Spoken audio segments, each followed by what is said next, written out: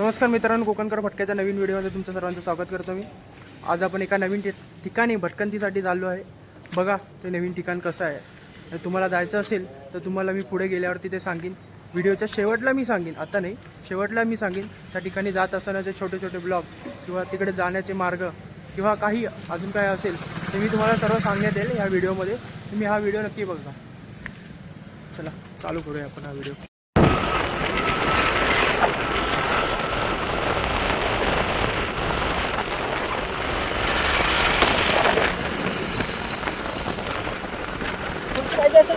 संपर्क करावे.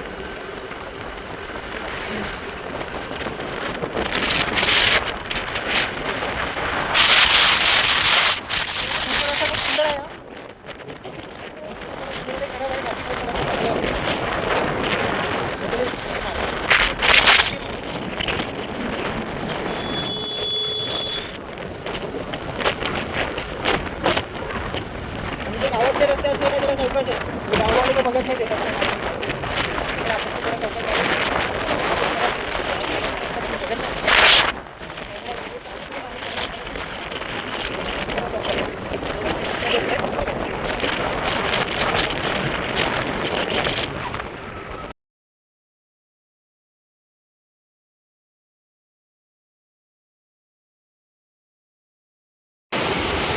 मित्रांनो, शेवटी आपल्याला पोचायचं होतं, तिथे आपण पोचलोय.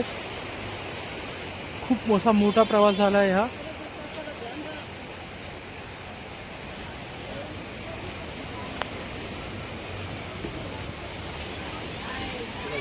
त्या ठिकाणी आपण पोचलेलो आहे आता.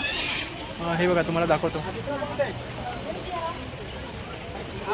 काही लोकांना हे माहिती असेल मंदिर कोणतं आहे, पण ज्यांना माहिती नाही, अंबरेश्वर शिव मंदिर हे मंदिर आहे. अंबरनाथला हे मंदिर आहे. अंबरनाथ स्टेशनपासून खूप जवळ आहे. एका ट्रेनने आलात तरी चालेल किंवा व्हेकलने येत असाल, लांबून असाल तर प्लीज येऊ नका. आणि खूप ट्रॅफिक आहे रस्त्याला. ट्रेननी या. एक दिवस पूर्ण जातो, पण गाडी घेऊन आलात तर बऱ्यापैकी 5-6 तास जातात तिकडे येण्यासाठी. जे आम्ही नालासोपारावरने आलो म्हणून आम्हाला 5 तास तरी गेले तिथे येण्यावर. स्कूटी घेऊन आलो आम्ही. तुम्हाला मंदिराचा एक व्हिडिओ दाखवतो पूर्ण.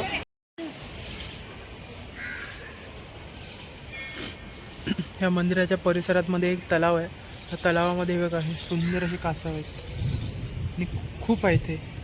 खूप म्हणजे खूप जास्त प्रमाणात आहेत. हे बघा, ह्या बघा एक मासा पण आहे. खूप मस्त असं मंदिर पण आहे.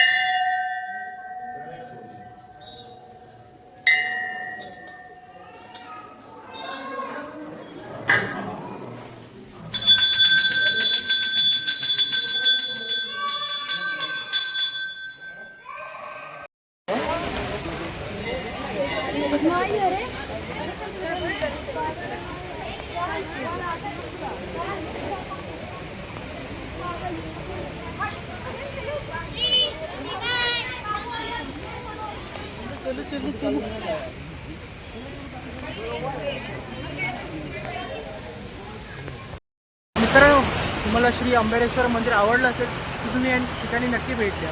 मी या मंदिराची माहिती सांगत असताना माझ्याकडून काही चूक झाली असेल किंवा चुकून मी काही बोललो असेल तर मी माफी मागतो. पण मंदिर खूप मस्त आहे. फक्त थोडं मला वाटलं तर मी बोललो. चला आपण आता मंदिराचा व्हिडिओ खूप मोठा झाला आहे. आपण आता मंदिराचं दर्शन झालं आहे.